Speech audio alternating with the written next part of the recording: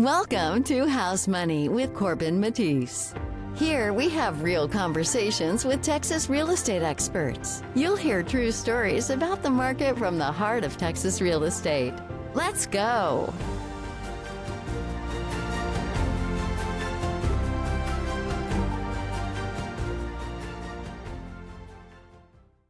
Lauren Buxkamper has over 4 million in career production. She works for Modus Real Estate in Austin. Their team has over 18 million in production in the past 12 months. Lauren is a certified interior decorator, and based on my first meeting with her, she has all the hustle. Lauren Buxkamper, welcome to the show. Thank you. I'm so happy to be here.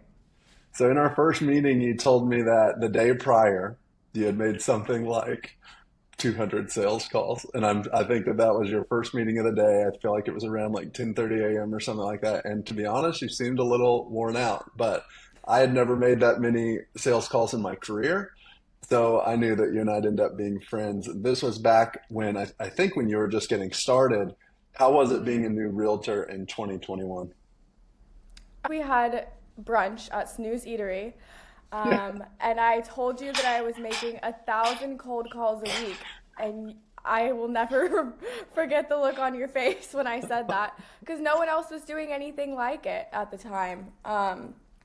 But yeah, as far as how I got my start, I graduated college in 2020 during COVID, and obviously got sent back home. I couldn't finish out my courses in person, so I had to finish them out online, and home is Corpus Christi. When I got there, I had a friend's mom who ran an interior design boutique, and I asked if I could shadow her for the day. I grew up watching Architectural Digest on YouTube. Instead of watching music videos, that was what I was watching. And so I shadowed her for a day, and at the end of the day, she said, "Lauren, I actually want to hire you. I would love to have you a part of the team. What do you think?"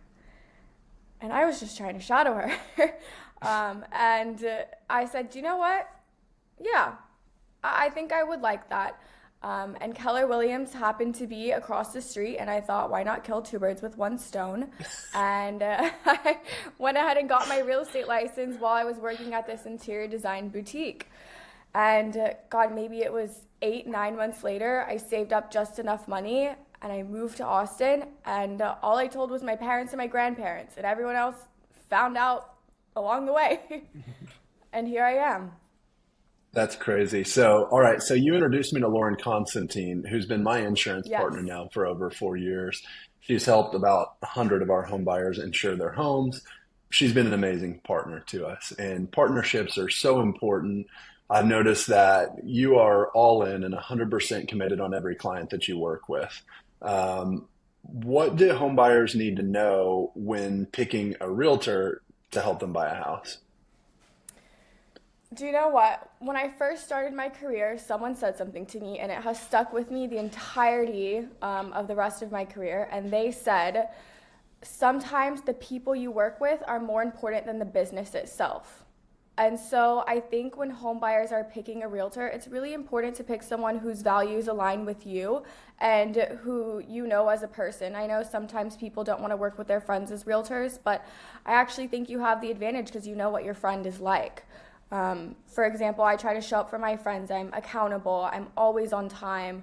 I will go above and beyond, and I think I carry that from my friendships into my career as well. So I think it's just a personal preference with each buyer, what they're looking for, if they want to be hands-off and have someone do everything for them with little communication, or if they want to have someone that's fully immersing them in it and they want to learn. I think that's the best way to pick one. Okay, cool. So tell me about your most challenging transaction. I think you have a bit of an idea of this one. Tell me. I don't know.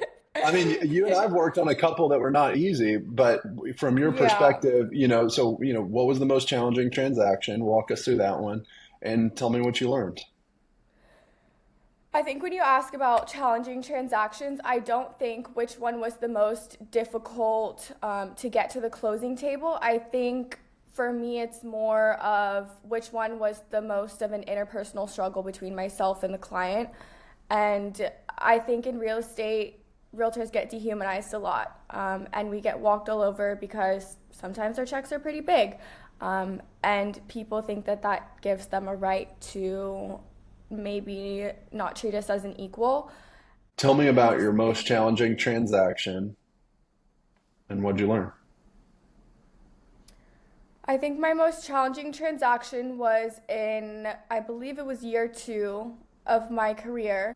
It was a client I had met at an open house, and we hit it off really well. It seemed like a great person that I really wanted to work for, and she was going to sell her condo and in return buy a house and pay off all of her debts, and it was supposed to be a perfect transaction. A win-win scenario in that she gets to move out of her condo into a house. She also gets to pay off all of her credit card debt and car payments and everything like that. And so once we had the condo on the market, it was never going to be the right price. Once we found her the house, it was never going to be the right house. There was always going to be something wrong with it. And, the transaction ended up going through, and I learned a lot about this client. And we sold her condo, got her into a house, and then she had homebuyer's remorse and took that out on me. And it was really just she had to do her own self work to be happy with this scenario. And I don't think it was a problem with the house. I think it was a problem with where she was at in life. Yeah, and I think that that's probably happened to realtors before. And I know that you guys put in so much free work in upfront. It's like you're working 100% in good faith for your clients until the transaction closes. And that can be draining. And I know other people have been through it before. You put everything out there. You give everything that you've got, do everything you can, so many hours, so many long nights in any given transaction. And then the person is, the main idea is that they don't feel grateful for the house or for the work that you did. Yeah, and at the end of the day, I got into this career to help other people, right? In college, my original career path was nursing until I dissected a pig and I was like, oh, this isn't for me. This is not how I'm going to help people in this lifetime. And with this client in particular, I'm seeing her pay off hundreds of thousands of dollars of debt that was just eating her alive. I've been to the house. I physically saw the letters saying, like, you've got to pay this, last notice, late notice. And I saw her pay off all of this debt. I saw her buy a brand new car. I saw her get from a condo that was, I think it was only 1,000 square feet, into a house that's almost 2,000. And so I'm seeing all these wonderful changes happen for a wonderful person. And it just still wasn't enough. And at the end of the day, that's when you kind of have to separate your job from the people. I think a So lot what of did in this transaction, what did you learn? I learned a very important lesson about removing myself from a situation, right? And trying to take the personal out of the business as well. Because at the end of the day, that wasn't my fault that she was unhappy with the house. Like, I did my job. I got her out of her debts. I handled the business side of the transaction flawlessly. It was just the end product that wasn't what she wanted after she figured that out and lived there for a little while. But now, I have to say, an end to the story, flash forward, I think it's been two years since that transaction, and she's still in that same house and she's happy there. So I think emotions are high in these kinds of deals. And to just, Yeah. for me, moving forward into other transactions is to take the emotional out of it and just look at the facts. So the last time that you and I worked together, we helped a client that used our buy before you sell product. And you can share the honest truth. I haven't talked to anybody else about this product on this podcast before. So honest truth is, buy before you sell a good product. Would you do it again? It's a hard-hitting question. Loaded. I think that I would 1,000% do it again. now that I have an idea of what all it entails, I feel more prepared to take it on again. I think when you and I did it, we were both jumping into something that was so unknown. And the unknowns kind of caught us off guard throughout the entire deal. And I think that that was just the only problem with that. I also do think from a client standpoint, because with all of these programs that are being offered by lenders, I try to put myself in those shoes of what I want to do this program myself. Should I refer it to my client? Do you think, and if it's something that I wouldn't do myself, I try not to refer it to a client. And with this buy before you sell program specifically that we used, I think that the fees were a little bit high to where you have to be the perfect candidate for this program, or else you're eating the costs. And it might just be better for you to sell your house and have a lease back of 90 days and go and find another one. I think that that's the better solution for sure. So there's a lot of loan products that are like the solution to a problem. And if you think about every loan is really a solution to a problem, it's like Yeah. you don't have $500,000 to buy a house. That's the problem. The solution is you can borrow the money using a bunch of different loan products. Buy before you sell is a solution to I need to buy this other house right now for whatever reason. I think our home buyer just really wanted to buy that house and didn't want to lose it to the market, to sell to another Yeah. buyer. And so they put it under contract and then they worked out the sale of their departed residence afterwards. And Yeah. so I think that it's like if you don't have that problem, it's way better to not, it's like you wouldn't do it yourself because you know that it's way easier just to sell your house first.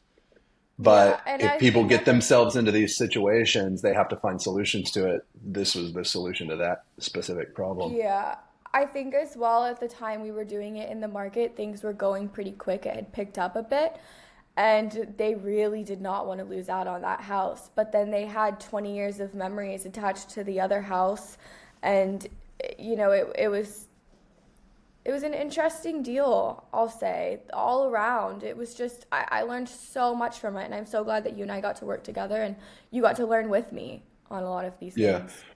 Yeah. I mean, that was the first one we had ever done. Of course, the advice is, let's get you under contract on the sale of your current house, and then we can pull the trigger on one of these other ones that you like.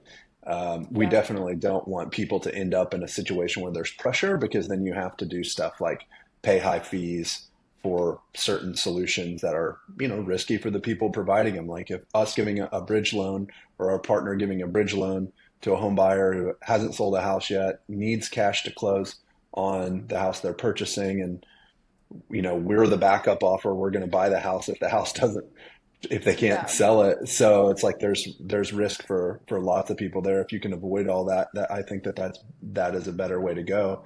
But people end up in these, and that's kind of the origin of products like that. Well, and Corbin, too, I think there's such a stigma with writing a contingent offer. And I Yeah, don't understand why.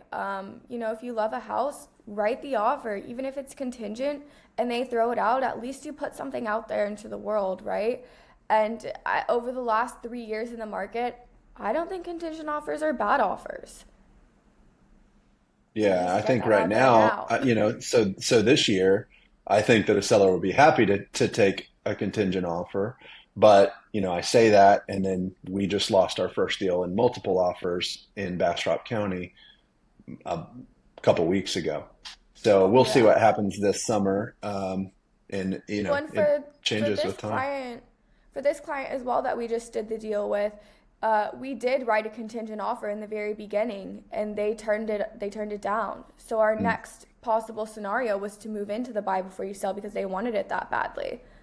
yeah. So So doesn't yeah, work it's out just for everyone, but just a solution to a problem without the presence of the problem. It's definitely a, a heavy-handed approach to getting a real estate deal done, due to the fees, due to the rules, and all that stuff. But it's kind of like a big problem. It takes a big product to solve it. So yeah, I you think grew just up in transparency.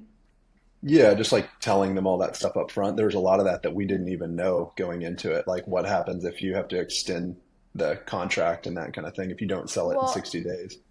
and just from agent to agent, at the end of it, if my clients went through with the buy before you sell program, and the company bought it from them, then once they did all the remodeling work and it was time to put it back on the market, I would be the agent that would be listing it. So I would have double listed it. I would have only gotten paid once. And it was just a weird scenario because that's not who I'm representing in this deal. I'm representing my clients first and foremost, and to then have to represent the person that took the house from them, it was just interesting. And I feel like that kind of transparency from the program to the agent is really important, and expectations on that front. Right. Yeah. No way, no way to tell without that stuff playing out and us needing those different components of the deal, like us buying the deal for them or exercising the backup offer or relisting the house with the original agent. That was all stuff we found out in the Mm-hmm. first deal. So it's really good to get your feedback on it from the agent's perspective and see what it was like for you. Yeah. I have been telling less people about it just because number one, the problem doesn't come up that often. Number two, it just seemed like the client didn't really have a blast with a lot of the Yeah. uncertainty and stuff, and like we just didn't have it either. Yeah, once So again, it's a very specific person that would be a candidate. yeah. So you grew up in Corpus Christi. What was it like growing up there? Well, technically, I grew up in Calallen, which is about 15 minutes away from Corpus Christi, but no one knows where that small town is, so I always just say Corpus. Um, it it was okay.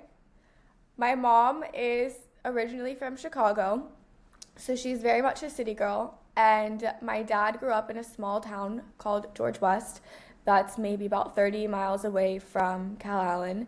And he grew up with cows and donkeys and just as a rancher. And I feel like I got a little more of my mom's DNA, and that I wanted a city lifestyle.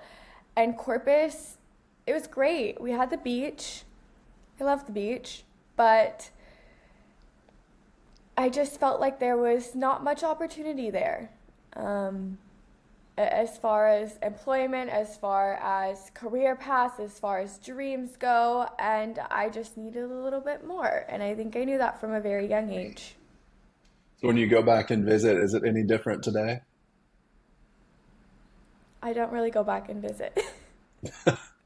That answers the question.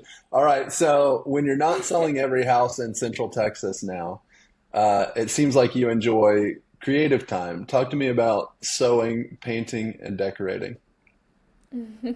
My favorites. I I love art. When I said earlier that I grew up on Architectural Digest instead of watching like MTV music videos, I meant it. And I think from that young age, it has really just inspired me in my life. I love sewing. It's such a release. It's something that I took up during COVID, and I recently just sewed a robe for myself.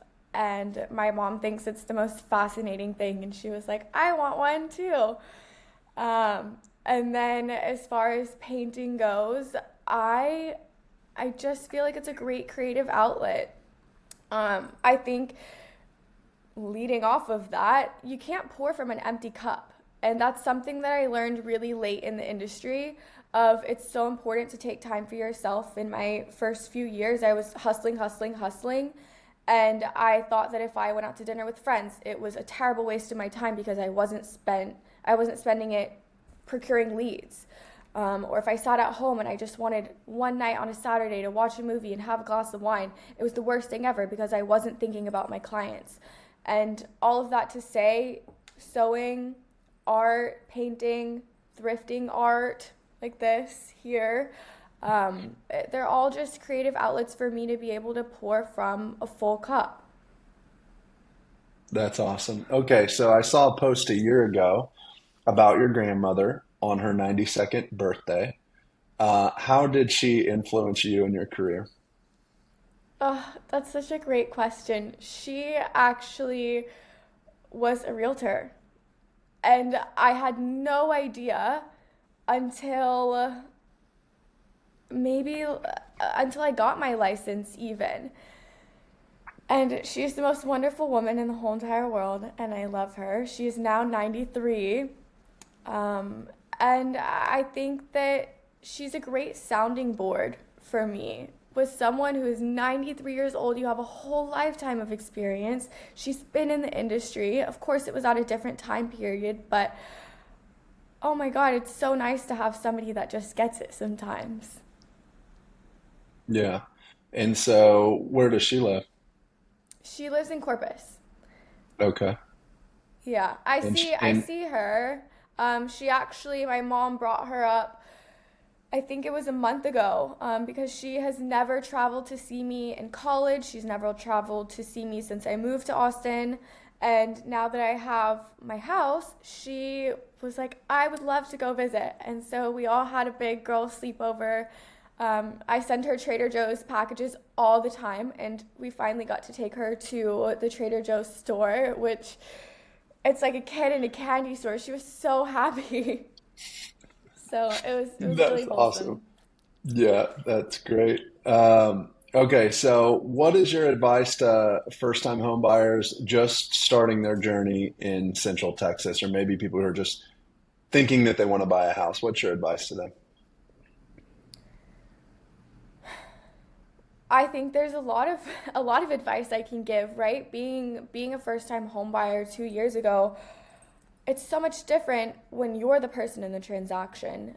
And I think it's really important to take the emotion out of it and realize that it's such a big step and it's something that you've worked so hard towards. And it's okay to be proud of yourself for this, and it's okay to take a step back, and look at it from the outside going in. I think in my transaction, I might have been a little emotional about it. So I think take the emotional out of it. Two, save up for a down payment. I have a lot of friends, and I'm going to throw them under the bus with this one, but they're buying brand new Broncos at 30 years old in an apartment. And I think that that money could be a down payment on a house, and they could really be building a secure financial future for themselves. And not to say don't buy great things. I would love myself a Bronco as well, but I think you've got to look at what your priorities are in life and how to get to these moments that you dream of. Okay, so you started at Keller Williams. I think you started at Keller Williams in the summer of 2021. And so you have a few years of experience now. What would be your advice to young people considering a real estate career now in 2025? And what is the honest advice that no one told you that you wish they had? Yeah, I think that's a really great question because the hot thing when I was graduating college was real estate and a sales career. And people see the money in that, but they don't see the behind the scenes work. They don't see me at a dinner with friends at 8 p.m. on a Tuesday trying to just crush out this deal, and handle emotions. And there's a lot that goes on behind the scenes. No job is just easy money. And I think it takes someone with really tough skin that wants to work hard, that wants to build connections and relationships with people. And I think you've got to be passionate about your craft. If you are getting into real estate just for the money, then this isn't for you. And I stand by that. Okay, so if you could go back to the summer of 2021 with what you know now, what would you do different?